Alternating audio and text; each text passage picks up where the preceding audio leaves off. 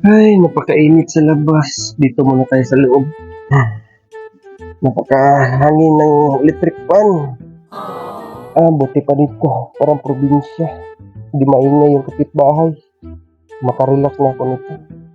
Relax na ako. Isda! Wala. Uy! Isda!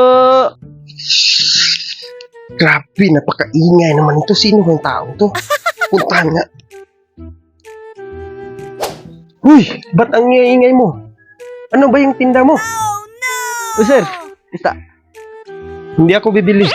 Sa iba ka na lang. Pero hinaan mo yung boses mo. Ganito, sir. Isda! Isda! Kadisturbo ka.